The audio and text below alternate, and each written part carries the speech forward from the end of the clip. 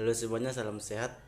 Perkenalkan, nama saya Rudolf Rezeki Sitoang dari Universitas Katolik Santo Thomas, Fakultas Keguruan dan Ilmu Pendidikan, Program Studi Guru Sekolah Dasar. Di sini saya akan menjelaskan sedikit tentang pembelajaran literasi di sekolah dasar atau di SD. Baiklah, kita mulai dari konsep literasi. Konsep literasi lebih dari sekedar membaca dan menulis. Di sini mencakup dari keterampilan berpikir menggunakan sumber-sumber pengetahuan dalam bentuk cetak, visual, digital, dan auditory. Di sini kemampuan ini disebut sebagai kemampuan literasi informasi. Kita langsung ke konsep yang pertama. Konsep yang pertama itu konsep literasi dasar. Konsep literasi dasar kemampuan untuk mendengarkan, berbicara, membaca, menulis, menghitung, yang berkaitan dengan kemampuan analisis untuk memperhitungkan, mempersepsi informasi, mengkomunikasikan, serta menggambarkan informasi berdasarkan pemahaman dan pengambilan kesimpulan pribadi. Konsep yang kedua itu konsep literasi perpustakaan.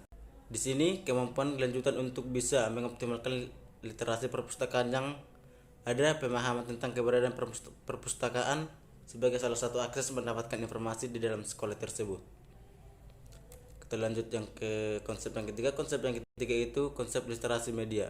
Konsep literasi media ini kemampuan untuk menghitung berbagai bentuk media yang berbeda, seperti media cetak, media elektronik, media digital, dan juga memahami tujuan penggunaannya.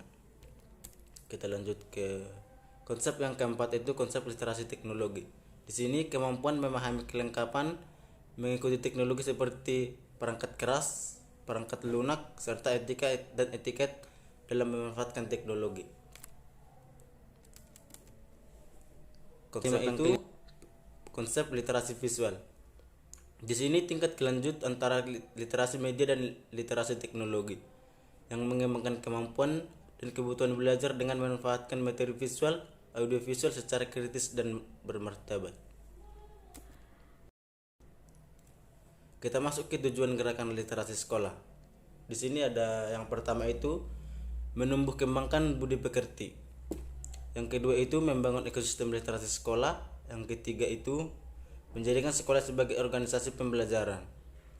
Yang keempat itu mempraktikkan kegiatan pengelolaan pengetahuan atau manajemen knowledge. Dan yang terakhir yang kelima itu menjaga keberlanjutan budaya literasi.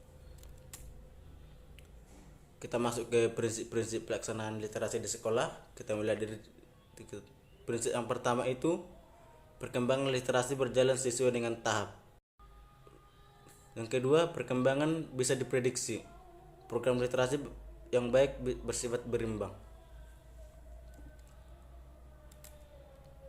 Terus kita masuk ke strategi. Di sini ada 3 strategi. Strategi membangun budaya literasi sekolah. Yang pertama itu lingkungan fisik ramah literasi. Di sini lingkungan fisik itu yang ramah literasi itu seperti terdapat berbagai macam buku untuk dibaca, adanya tempat-tempat untuk membaca, dan juga tersedianya sarana prasarana. Yang kedua itu lingkungan sosial dan efektif. Di sini lingkungan sosial yang mendukung terjadinya literasi, kondusif, ramah, tidak ribut, jauh dari keramaian. Yang ketiga itu lingkungan akademik. Di sini yang akademik ini berhubungan dengan pengetahuan, bagaimana akademik di sekolah itu.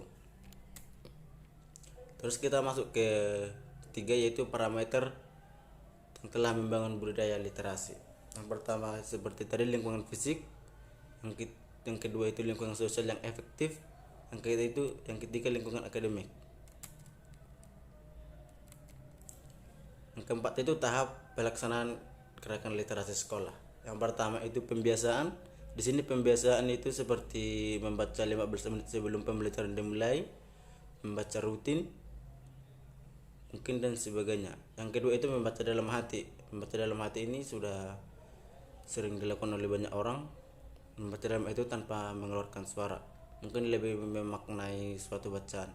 Yang ketiga itu membaca nyaring. Membaca nyaring ini membaca dengan mengeluarkan suara, mungkin dengan tujuan tertentu. Di sini yang perlu dipertimbangkan dalam memilih bacaan yang baik. Di sini ada 3. Yang pertama itu tingkat kemampuan membaca peserta didik. Di sini kita harus melihat kemampuan membaca peserta didik.